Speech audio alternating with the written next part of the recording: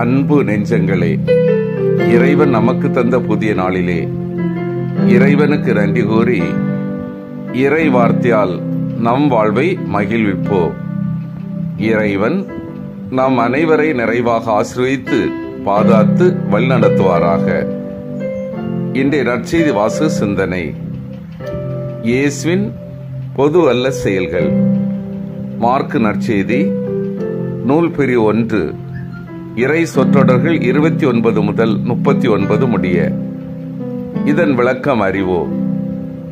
இயேசு தம் இறையாட்சி பணியின் தொடக்க நாட்களில் ஆற்றிய வல்ல செயல்களின் ஒரு தொகுப்பு இங்கே தரப்பட்டுள்ளது. முதலில் பேதுருவின் மாமியாரை இயேசு குணப்படுத்திய நிகழ்ச்சி. நற்செய்தியாளர் மார்க்குவின் ஊற்று பேதுருவே என்ற ஒரு கருத்து இங்கே வலுப்பெறுகிறது. இது இயேசுவின் தலைமைச் சீடரிடமிருந்து பெற்ற நிகழ்ச்சி. தொடக்க பணிகளில் ஒன்று. இயேசு காய்ச்சல் என்கிற நோயின்று பேதுருவின் மாமியாருக்கு விடுதலை தருகிறார். இது அசுத்த ஆவியின் ஆதிக்கம் என்பது யூத மக்களின் கருத்து. ஆனால் இயேசுவின் இறையாட்சி பணியில் மக்களை பாதித்த அனைத்து சக்திகளும் அகல வேண்டும். காய்ச்சல் நீங்கி நோய்வாய்ப்பட்டிருந்தவர் உடனடியாக அவர்களுக்கு பணிவிடை புரிந்தது இயேசு அளித்த குணம் நிறைவானது என்பதற்கு ஒரு சான்று. தொடர்ந்து இயேசுவின் பாணியில் இயேசு ஆற்றிய பல்வேறு செயல்களை பற்றி ஒரு சுருக்கத்தை தருகிறார். குறிப்பாக பேய் பிடித்தவர்கள் அனைவரையும், நகர் முழுவதும் பல்வேறு பிணிகளால் வருந்திய பல, இவை இயேசு தம் இறையாட்சி பணியில் மிக முழுமையாக ஆழ்ந்திருந்ததையும், இதன் விளைவாக மக்களிடையே இறையாட்சி பற்றிய ஒரு சில தெளிவுகள் வழங்குகிறார்.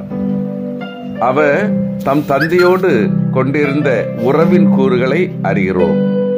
இந்த உறவின் முதல் கூறு, இயேசு தம் தந்தையுடன் நீண்ட நேரம் ஒன்றுபட்டிருந்தது.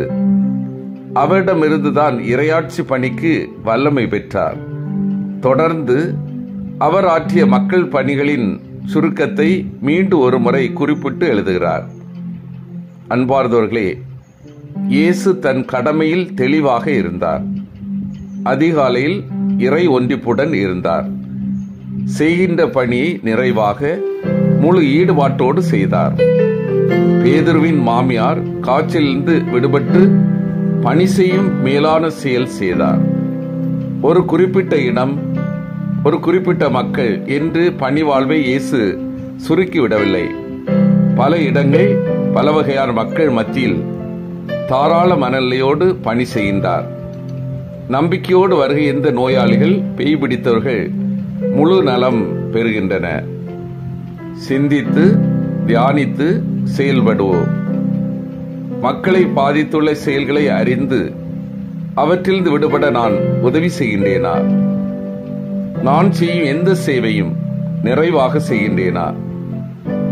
இறை வல்லமையோடு இறைவனது பணியை செய்ய அதிகாலையில் இதய விருப்பத்தோடு ஜெபிக்கும் பழக்கம் உள்ளதா? மன்றாடுவோம்.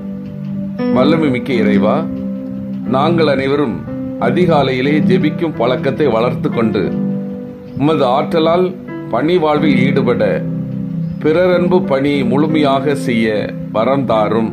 ஆமேன்.